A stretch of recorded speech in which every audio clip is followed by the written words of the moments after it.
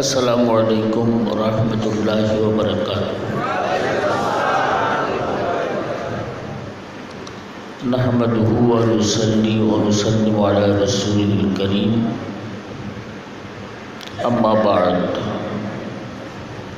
فاعوذ باللہ من الشیطان الرجیم، بسم اللہ الرحمن الرحیم۔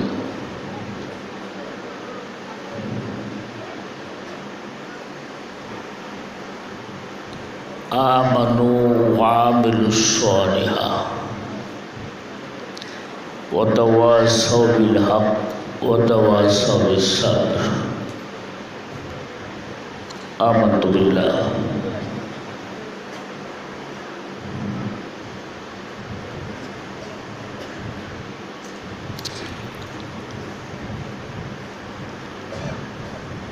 آج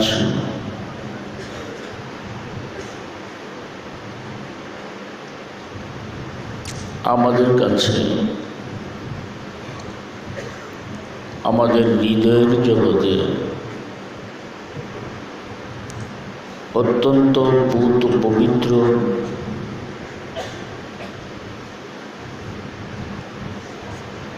বেদনা এবং আনন্দের এক বিষয় দিয়ে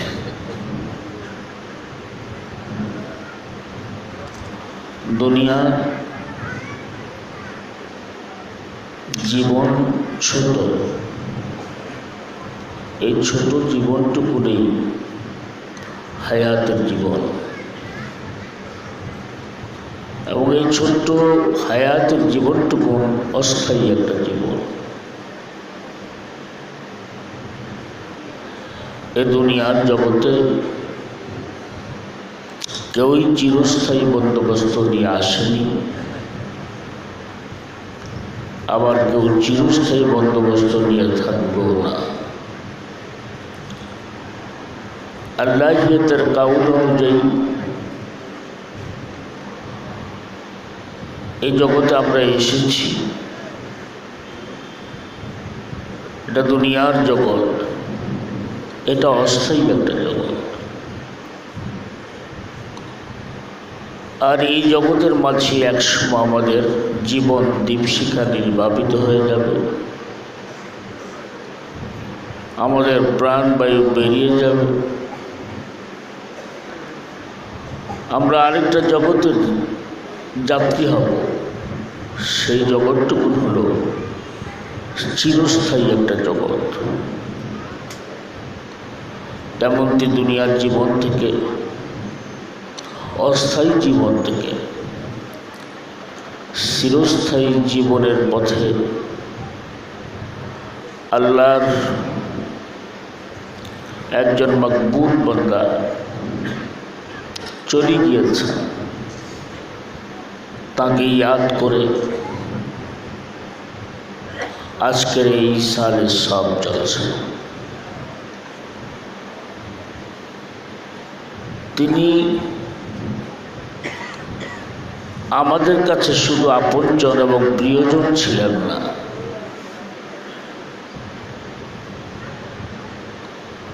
তিনি সৃষ্টি জগতের কাছেও প্রিয়জন ছিলেন। তিনি আমার আহলে বাইতের কাছেও প্রিয়জন ছিলেন। তিনি আমার আকা নবী সাল্লাল্লাহু আলাইহি ওয়াসাল্লামের কাছেও প্রিয়জন ছিলেন। তিনি মহান কায়নাতের খালেক আল্লাহ রাব্বুল আলামিনের কাছেও প্রিয়জন ছিলেন। কি করে জানেন? যদি প্রশ্ন আসে, তা আমরা এভাবে জানি। আল্লাহ পাক সূরা আসরের মধ্যে বলেছেন, ওয়াল আসর, আমি আসরের শপথ করে বলছি, ইন্নাল ইনসান লাফি খুসর, নিশ্চয়ই সমস্ত মানুষগুলো ধ্বংসের দিকে, সব অকল্যাণের দিকে, সবাই ক্ষতির দিকে। কেবলমাত্র ইল্লা আল্লাহ বলছেন কেবলমাত্র ইল্লাল্লাযীনা আমানু, যারা মহান আল্লাহ রাব্বুল আলামিনের প্রতি ঈমান এনেছেন, যারা রিসালাতের প্রতি ঈমান এনেছেন, যারা কিতাবের প্রতি ঈমান এনেছেন, অদৃশ্যের প্রতি যারা ঈমান এনেছেন, কায়নাতের খালেক আল্লাহ এবং রসুলের প্রতি ঈমান এনে ওয়ামিলুস সালিহাত, ঈমানের দাবি অনুযায়ী আল্লাহর হুকুম এবং রসুল সাল্লাল্লাহু আলাইহি ওয়াসাল্লামের সুন্নতের আমল দিয়ে নিজের জীবনটাকে তৈরি করেছে। এর সাথে সাথে যে সত্যকে সে উপলব্ধি করেছে, ওই সত্যের দামানকে সে শক্ত হস্তে ধারণ করেছে। হাত ছিঁড়ে গেল, হাত থেকে সত্যের দামান, সত্যের রুজ্জু কখনো তার হাত থেকে ছিঁড়ে নেই। দুঃখ বেদনা, যত বিপদ মুসিবতই তার জীবনে এসেছে, ধৈর্য অবলম্বনের মাধ্যমে মহান আল্লাহর নিকট সাহায্য প্রার্থনা করেছে। চারটে এই কোয়ালিটি, চারটি এই গুণের সমন্বয় যে তার জীবনকে তৈরি করেছে, কায়নাতের কাছে সে প্রিয়জন, সৃষ্টির কাছে সে প্রিয়জন, আমার আহলে বাইতের কাছে সে প্রিয়জন, আমার আকা নবী সাল্লাল্লাহু আলাইহি ওয়াসাল্লামের কাছে সে প্রিয়জন, এবং সর্বোপরি আমার আল্লাহ রাব্বুল আলামিনের কাছেও সে প্রিয়জন। তো প্রিয়জন হলে কি হবে? প্রিয়জন হলেই আল্লাহ এবং রসুলের প্রিয়জন, আহলে বাইতের প্রিয়জন যদি হয়, তাহলে মহান আল্লাহ তাকে বলছেন আল্লাহর কাছে সে বন্ধু হবে। আর বন্ধু হওয়ার পর আল্লাহ তাকে অবশ্য শুভ সংবাদ দিয়ে খুশি করে দেন, তোমার কোনো ভয়ের কারণ নেই, চিন্তার কোনো কারণ নেই। তেমনটি নাকাশায় যিনি তার জীবনকে গড়েছেন, যাকে আমরা এই নামেই চিনি, মুজাদ্দিদ জামান হুজুর আউলিয়া মৌলভী, তাঁরই সালে সাব জলসায় আল্লাহ আমাদেরকে বাংলার বিভিন্ন জেলা থেকে উপস্থিত করে দিয়েছেন। দীর্ঘ সময় থেকে ধৈর্যের সাথে, আন্তরিকতার সাথে তার জীবনের কিয়দংশ আল্লাহর হুকুম, রসুল খুদা সাল্লাল্লাহু আলাইহি ওয়াসাল্লামের সুন্নতের আমল, আহলে বাইতের জীবন আদর্শ শোনার জন্য তৌফিক দান করেছেন। একটু দিল থেকে আমরা বলে নিই কালিমাতুশ শুকর, আলহামদুলিল্লাহ।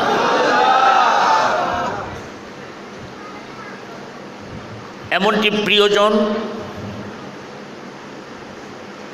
হুজুর আউলিয়া মৌলভীর জীবন আদর্শ,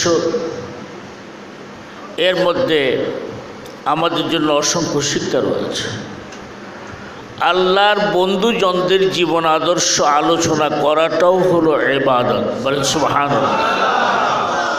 কারণ তাদের জীবন আদর্শ আলোচনা করলে আমরা দেখতে পারি সেই জীবন আদর্শের মধ্যে আল্লাহর হুকুম রয়েছে, সেই জীবন আদর্শের মধ্যে আমার রাসূল সাল্লাল্লাহু আলাইহি ওয়াসাল্লামের প্রেম রয়েছে, সেই জীবন আদর্শের মধ্যে আহলে বাইতের প্রেম রয়েছে, আদর্শ রয়েছে, সেই জীবন আদর্শের মধ্যে মা এবং বাবার কৃতজ্ঞতা রয়েছে, সেই জীবন আদর্শের মধ্যে সৃষ্টির প্রতি প্রগাঢ় প্রেম রয়েছে।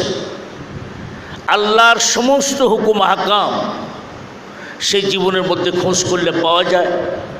রাসূল সাল্লাল্লাহু আলাইহি ওয়াসাল্লামের জীবনের ব্যক্তি, পরিবার, সমাজ, রাষ্ট্রীয় জীবনের বিশেষ অংশগুলো তাদের জীবনে খোঁজ করলে পাওয়া যায়। আমরা এমনটি পাওয়া যাওয়া আলোচনা একটা ইবাদত, সেই ইবাদতের কথাগুলো আমরা শুনেছি। এবার সেই ইবাদতের আলোকে যদি আমরা আমাদের জীবনটাকে তৈরি করতে পারি, কায়নাতের খালেক তার প্রিয় বন্দা যারা হয়েছেন তাদেরকে যেভাবে কবুল করেছেন, তাদের অনুকরণ অনুসরণ, তাদের জীবন আদর্শ আলোচনা করে যদি কেউ তাদের জীবনটাকে তৈরি করতে পারেন, আল্লাহ তাদেরকেও কবুল মঞ্জুর করবেন। এই ভরসা, এই আশা, এই আকাঙ্ক্ষা, এই তামান্না, এই আরমান নিয়ে আজকে আমাদের উপস্থিতি। আপনারা অনেক ধৈর্যের সাথে, অনেক প্রেম ভালোবাসায় এখানে বসেছিলেন। আমি আপনাদের মজমায় বসতে না পারলেও আপনাদের প্রেমের কাছে আমিও বসাছিলাম। আমিও আলোচনাগুলো শ্রবণ করেছি। সেখান থেকে আমার জীবনটাকে তৈরি করার জন্য আমি নিজেও শিক্ষা গ্রহণ করেছি। মহান আল্লাহ রাব্বুল আলামিন আমাদের সবাইকেই যেসব আলোচনাগুলো আজকে আমাদের জীবনে এসছে, ওই আলোচনা দিয়ে আমাদেরকে আল্লাহর প্রেমের পথে, আল্লাহর হুকুমের পথে, আমার রাসূল সাল্লাল্লাহু আলাইহি ওয়াসাল্লামের ইত্তেবার গোলামির পথে, আহলে বাইতের আদর্শের পথে, মা বাবার কৃতজ্ঞতার পথে এগিয়ে যাওয়ার জন্য তৌফিক দান করেন।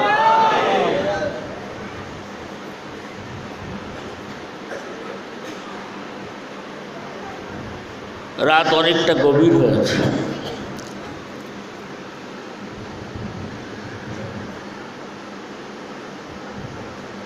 তুমি এভাবে আল্লাহর ইবাদত বন্দিগি করো যে ইবাদত বন্দিগি করতে গিয়ে আরেকটা ইবাদতের কোনো খতরা, কোনো নোকসানই না হয়। রাত আমি এখন অনেক ভারী করে ফেললাম। আবার আল্লাহর একটা হুকুম আমাদের সম্মুখে রয়েছে, রহমতের মুহূর্ত, নামাজে তাহাজ্জুদের আমল, নামাজে ফজরের আমল। ওই আমল যদি আমাদের কাছ থেকে ছুটে যায়, তাহলে আমরা রাত বেশি করে আল্লাহর মকবুল বান্দার জীবন আদর্শ আলোচনা করে যে ইবাদতের সওয়াব পেতাম, তা আবার আল্লাহর হুকুমকে পালন না করার কারণে আমরা আল্লাহ পাকের অসন্তুষ্টির কাবেল হয়ে যাব। এই জন্য আমি লম্বা ছড়া কোনো কথার দিকে যাচ্ছি না। আমার বিশ্বাস রয়েছে আপনারা সবাই ইউনিভার্সিটির ছাত্র, বেশি কথা বলার দরকার নেই। আপনারা বিশ্ববিদ্যালয়ে পড়াশোনা করেন, আপনারা বিশ্ববিদ্যালয়ের ক্লাসে বসেছেন, কাজে অনেক লম্বা ছড়া কথা আপনাদের বলতে হবে এটা আমি মনে করি না। নেহাইতি মৌলিক দু চারখানা কথা আপনাদের জীবন হলে এই দু চারটা কথা থেকে অনেকগুলো কথা আপনারা বের করতে পারবেন। আমি বলেছিলাম আমরা আজকে যার ইশারে সাহেব জলসায় উপস্থিত হয়েছে, তিনি সৃষ্টির কাছে অনেক সম্মানিত, তিনি সৃষ্টির কাছে অনেক প্রিয়, তিনি সৃষ্টির মধ্যে যারা সবচেয়ে আল্লাহ রাব্বুল আলামিনের দরবারে গ্রহণযোগ্য, আহলে বাইতের কাছে তিনি ছিলেন প্রিয়। তিনি আমার আকা নবী সাল্লাল্লাহু আলাইহি ওয়াসাল্লামের কাছে প্রিয়, তিনি আমার আল্লাহর কাছেও প্রিয়। কীভাবে হয়েছে? আল্লাহ বলছেন সব মানুষগুলো ধ্বংস হয়ে যাবে, কেবলমাত্র তারা ধ্বংস থেকে মুক্তির পথে থাকবে। কারা মুক্তির পথে থাকবে? যারা ঈমান এনেছে, লা ইলাহা ইল্লাল্লাহ মুহাম্মাদুর রাসূলুল্লাহ, এর প্রতি ঈমান এনেছে, বিশ্বাস এনেছে। আবার বিশ্বাস করি বসে রয়নি, বিশ্বাস করেছে, বিশ্বাসের কর্ম দিয়ে নিজের জীবনটাকে তৈরি করেছে। এটা হলো আমল। বিশ্বাস করেছে, আমল করেছে। বিশ্বাসের পর যে নির্দেশিকাগুলো এসছে, ওই নির্দেশিকা দিয়ে নিজের জীবনটাকে তৈরি করেছে। এবং যেই সত্যটুকুন সে উপলব্ধি করেছে, ও সত্যের দামানকে সে শক্ত হস্তে ধারণ করেছে। হাত ছিঁড়ে যাচ্ছে, কিন্তু হাত থেকে প্রেমের রুজ্জু, নির্দেশের রুজ্জু, হুকুমের রুজ্জু তার হাত থেকে ছিঁড়ছে না, সে শক্ত করে ধরেছে। এবং এর মধ্যে যত বিপদ এসছে, যত গ্লানি এসছে, যত অপবাদ এসছে, যত কুৎসা এসছে, সমস্ত কিছুতে সে ধৈর্য অবলম্বন করেছে। আল্লাহ বলেছেন সব কিছু শেষ ধৈর্য। আর তিনি কোরআনে মজিদের ভাষায় বলছেন ইন্নাল্লাহা, আমার সাথে পড়ে নেন, ইন্নাল্লাহা মা'আস সাবিরিন, নিশ্চয়ই আমি আল্লাহ বলতেছি যারা সর্বকিছুতে ধৈর্যশীল হবে আমি আল্লাহ তাদের সঙ্গী হয়ে যাব। সুবহানাল্লাহ। ঈমানের পর আমলের কথা বলছেন, আমলের পরে সত্যের দামানকে শক্ত করার কথা বলছেন, এরপর বলছেন ধৈর্য। মানে তার জীবনে যত কিছু আসবে, আপনি যখন সত্যের পথে চলবেন তখন এটা খুব কঠিন একটা রাস্তা, পিচ্ছিল রাস্তা, কিন্তু আপনাকে সাবধানতার সাথে এই পথ, বন্ধুর পথকে অতিক্রম করতে হবে। যে যত মুসিবতই আসবে আমার পা ফসকে আমি পড়ে যাব না, আমি পিচ্ছিলকে পড়ে যাব না, আমি গোল পোস্টে আমার পুজবই। এ দৃঢ় আস্থার সমন্বয়ে সে আল্লাহর হুকুমকে বিশ্বাস শুধু নয়, আস্থার সমন্বয় দিয়ে সে এগুয়েছে। এর জন্য যত মুসিবত তার জীবনে এসছে, সমস্ত মুসিবতে সে ধৈর্য অবলম্বন করেছে। তো ধৈর্য যখন অবলম্বন করেছে, আমি আল্লাহর সাথী হয়ে গিয়েছি। আর আমি আল্লাহ যদি কারো সাথী হই তো আমি তাকে বন্ধু বলি, আর বন্ধু বলেই নয়, তখন তার ভয় চিন্তা তার থেকে আমি দূর করে দিই। আমরা আজকে আল্লাহর প্রিয়জনের জীবন আদর্শ, বিশেষ করে এই মাসটুকুর দিকে একটু খেয়াল করি। এখনও মাহে মুহররম আমাদের কাছ থেকে বিদায় হয়নি। মাহে মুহররম, আমি সেদিনও বলছিলাম, এটা আল্লাহর কাছে অত্যন্ত প্রিয় একটা মাস, এবং এই মাহে মুহররমের প্রত্যেকটা দিন আল্লাহর কাছে প্রিয় দিন। কারণ একটাকে কেন্দ্র করে, আহলে বাইতকে কেন্দ্র করে অসংখ্য ঘটনা এই মাহে মুহররম আল্লাহ পাক ঘটিয়ে দিয়েছে। কোনো ঘটনার দিকে তাকাইয়া আহলে বাইতের ঘটনা রচনা করেননি, বরঞ্চ আমার রাসূলের কলিজার টুকরা দিকের নজর করেই সব ঘটনাগুলো ঘটিয়ে দিয়েছেন আল্লাহ, এটাকে মর্যাদা সম্পন্ন করার জন্য। মাহে মুহররম আপনাদের কাছে অনেক আলোচনা এসছে, আপনি হুকুম পালন করবেন, কিন্তু এই হুকুমের মধ্যে যদি আদব না থাকে তাহলে হুকুম আপনার মূল্যহীন। আবার আদব আছে, মান্যতা যদি আপনার কাছে না থাকে তাহলে এটাও মূল্যহীন। যেমন সারা পৃথিবীটা দুটো জিনিসের উপর টিকে আছে। সারা পৃথিবীর দিকে তাকান, আপনি দেখবেন দুটো জিনিসের দিকে টিকে আছে, একটা হলো আদব, আর একটা হলো মান্যতা। আকাশ এভাবে নড়চড় করে না, স্থিরভাবে আছে। আপনি এখান থেকে তাকালে মনে করবেন যে সম্ভবত কোয়ার্টার মাইল গেলেই আমি আকাশের সীমানাটা পেয়ে যাব। কোয়ার্টার মাইল নয়, আপনি মাইল গেলেও মনে করবেন সামনে আমি পেয়ে যাব। এইভাবে আপনি যেতেই থাকবেন, কিন্তু এর সীমানা আল্লাহ পাক এমন করে রেখেছেন যে ওটা আপনি সামনে যেতে থাকবেন, ওই সীমানাটুকুন বহাল তবিয়তে, এইভাবে নড়বড় নয়। মান্যতা এবং আদব দিয়েই সারা পৃথিবীটা আজকে আছে।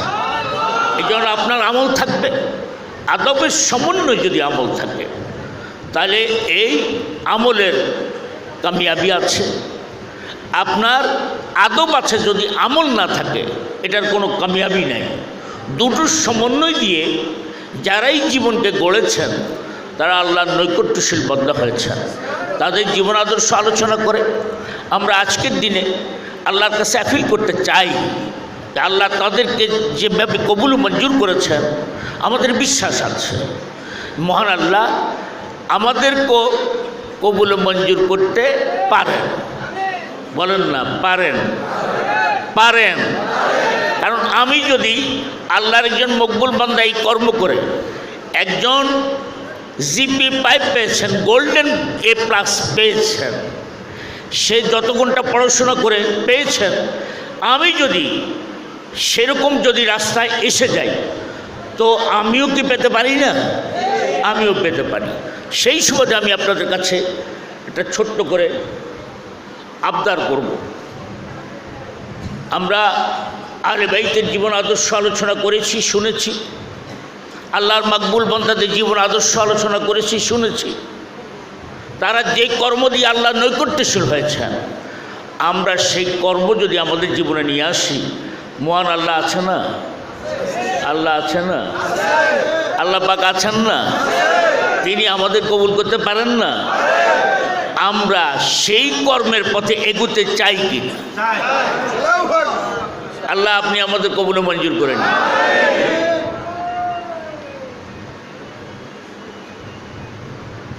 আমরা স্বীকার করেছি, স্বীকৃতির পর কর্ম করতে হবে। তো কর্ম না করলে স্বীকারের কোনো মূল্য আছে? কোনো মূল্য নেই। স্বীকার করছি, স্বীকারের পর যে স্বীকার যেই জন্য করেছি ওই কর্মটুকু যদি আমাদের মধ্যে চলে আসে, তাহলে আজকে আমাদের এখানে উপস্থিতি সার্থক হবে। আল্লাহ আমাদের কবুলে মঞ্জুর করবেন, দামানকে শক্ত করে ধরবেন। আমার মনে পড়ে গেল এই মুহূর্তে,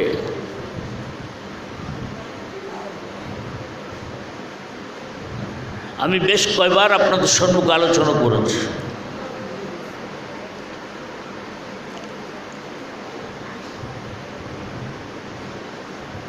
হযরত উমর ফারুক, তিনি আমার রাসূল সাল্লাল্লাহু আলাইহি ওয়াসাল্লামের একনিষ্ঠ সাহাবী ছিলেন।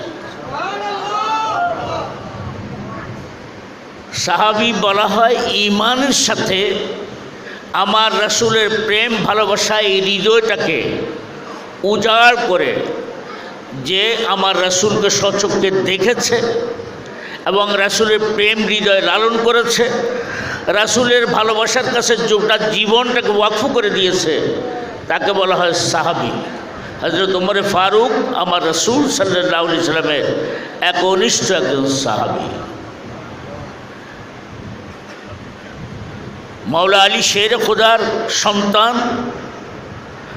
আর ওমর ফারুকের সন্তান।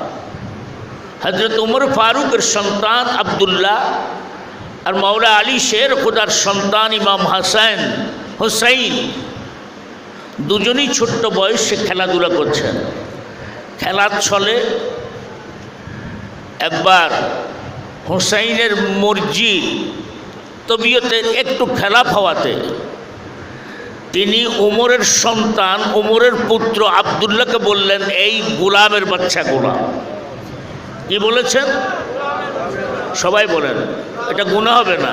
গোলামের বাচ্চা গোলাম। কে বলেছেন?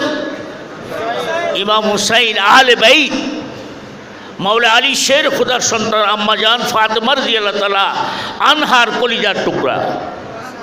সে বলছেন, এই গোলামের বাচ্চা গোলাম। এখন আব্দুল্লাহ হযরত ওমরের কাছে গিয়ে নালিশ করলেন, আব্বা, মাওলা আলী শের খোদার সন্তান হুসাইন আমাকে গালি দিয়েছে। তো কি বলেছে? তো বলছে গোলামের বাচ্চা গোলাম। তিনি বললেন, কি বলেছে? তো বলছে গোলামের বাচ্চা গোলাম। আবার বলো, কি বলছে? তো বলছে গোলামের বাচ্চা গোলাম। কি করতে হবে এখন? কয়টার বিচার করতে হবে। হযরত উমর হযরত হুসাইনকে সংবাদ দিলেন, তিনি আসলেন। হযরত হুসাইন আসার সাথে সাথে ওমর ফারুক তিনি দাঁড়িয়ে গেলেন, অত্যন্ত আদবের সাথে তিনি দাঁড়িয়ে গেলেন। খলিফাতুল মুসলিমিন, মুসলমানদের খলিফা, তিনি দাঁড়িয়ে গেলেন। দাঁড়িয়ে গিয়ে মাওলা আলী আমার রসুলের আহলে বাইত বললেন, আপনি আব্দুল্লাহর সাথে মন খারাপ হয়েছে, কিছু বলছেন? হ্যাঁ বলছি। কি বলছেন? বলছি গোলামের বাচ্চা গোলাম। কয় লিখে দিতে পারবেন? হ্যাঁ পারবো। তো লিখাটা হযরত ওমর ফারুক রাদিয়াল্লাহু তাআলা আনহু নিয়ে নিলেন। নিয়ে তিনি বললেন, আমি ওমর যখন দুনিয়ার হায়াতি জিন্দেগি শেষ হয়ে যাবে, আমাকে তো কবরস্থ করা হবে, আমাকে তো দাফন করা হবে, আমার কফিনের ভিতরে এই টুকরা লিখাটা দিয়ে দিও। আমার আল্লাহ যদি আমাকে জিজ্ঞেস করে, ওমর তুমি আমার কাছে আসছো কি নিয়ে আসছো? আমার রাসূল যদি জিজ্ঞেস করে, হে ওমর তুমি আসছো কি নিয়ে আসছো? তখন আমি ওমর বলবো, ইয়া রাসূলুল্লাহ, আপনার কলিজার টুকরা নাতি আমাকে গোলাম সার্টিফিকেট দিয়ে পাঠাইবে। আমার কাছে আর কোনো পুঁজি নেই। সে অনেক লম্বা দূরে গিয়েছে, কাছ থেকে বলতে গিয়ে একটা কথা বলতে হয়, আমার নিজের সবকের জন্য, আমার নিজের শিক্ষার জন্য বলতে হয়। আপনারা নেবেন কিনা সেটা আমি জানি না, তবে আমার নিজের সবকের জন্য, আমার নিজের শিক্ষার জন্য নিতে হয়। হযরত খাজা নিজামুদ্দিন আউলিয়া বাবাজিরা আমার, খাজা নিজামুদ্দিন আউলিয়া আমির খসরু তার এক মুরিদ, তার বাবা তাকে নিয়ে এসেছিলেন খাজা নিজামুদ্দিন আউলিয়ার দরবারে। তিনি গেট পর্যন্ত এসে ভিতরে যান না, ওই গেটে থাকেই তিনি একটা কথা, তিনি তো দার্শনিক ছিলেন, বড় সাহিত্যিক ছিলেন, দর্শনে বড় পারদর্শী ছিলেন। তিনি একটা কবিতা আবৃত্তি করতেছেন। কবিতাটার অর্থ হলো, হে খাজা নিজামুদ্দিন, তোমার দরবারে কবুতর এসে বাজ পাখি হয়ে উড়ে যায়। তোমার দরবারে প্রতিনিয়তই আমি জানি কবুতর এসে বাজ পাখি হয়ে উড়ে যায়। আমি আমির খসরু আসছি তোমার প্রেমের শরবত পান করার জন্য, তোমার প্রেমের শিকল দিয়ে আমাকে টেনে নিয়ে নাও। এটা গেটের মধ্যে পড়তেছে।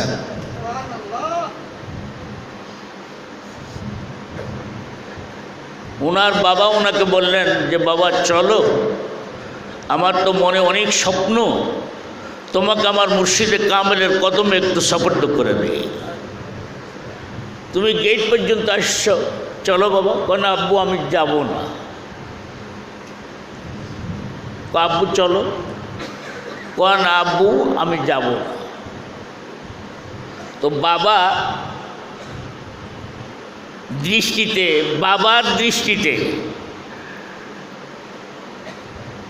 বাবার সন্তানটা যেমন বাবার স্নেহের কাছে, তেমনটি বাবার স্নেহের দৃষ্টিতে দেখা সন্তানটা অনেক জ্ঞানও রাখে। এই সন্তানটা বলছে যাবে না, নিশ্চয়ই এর মধ্যে কোনো হাকিকত রয়েছে, আমার মুর্শিদে কামেলের কোনো কারিশমত হতে পারে। তো তিনি আর বেশি না বাড়িয়ে তিনি হযরতে খাজা নিজামুদ্দিনের কদমে হাজিরি পেশ করলেন। তো আমির খসরু তো যে কথাটা বলতেছেন হেঁটে হেঁটে, তোমার দরবারে কবুতর এসে বাজ পাখি হয়ে উড়ে যায়, তোমার প্রেমের শরবত পান করার জন্য আমি এসেছি, তোমার প্রেমের শিকলটা দিয়ে টেনে আমাকে তোমার কাছে নিয়ে নাও। গেট থেকে বলতেছে। আমির খসরু ওনাকে কদমবুসি করতেছেন, আর ইতঃসরে খাজা নিজামুদ্দিন আউলিয়া বলতেছেন খাদেমকে ডেকে, একটা ছোট্ট সিরিকোট লিখে এরকম হাত দিয়ে তিনি লিখলেন, লিখে একটা কাগজ খাদেমকে দিয়ে বললেন, যাও গেটে মূল ফটকের মধ্যে যাও, আমার মূল ফটকে যাই তুমি এই কাগজটা পড়তে থাকো। কথাটা বুঝতেছেন আপনারা? আমি যে কাগজটা লিখে দিয়েছি, খাজা নিজামুদ্দিন আউলিয়া একটা কাগজের মধ্যে লিখে খাদেমকে বললেন, যাও এই কাগজটা, লিখা কাগজটা নিয়ে যাও, মূল গেটের মধ্যে গিয়ে এই কাগজটাতে যে লিখা আছে এটা পড়ো। খাদেম এই কাগজটা, লিখা কাগজটা গেটের মধ্যে নিয়ে পড়তেছেন, প্রেমের শরবত পান করবে তো, আর বিলম্ব করো না, চলে আস। এখন খাদেমে কাগজ পড়তেছে, মনে মনে গুনগুন করে যিনি কবিতাটা পড়লেন তিনি না জানে, আর তো কেউ জানে না। যেই মাত্র খাদেম জোর করে এটা পড়তেছেন, তখন তিনি এক দৌড়ে গিয়ে খাজা নিজামুদ্দিন আউলিয়ার কদমে হাজির হয়ে গেলেন। খাজা নিজামুদ্দিন আউলিয়া আর বিলম্ব করেন না, অমনি ধরে তাকে বয়াত করে দিলেন। সুবহানাল্লাহ।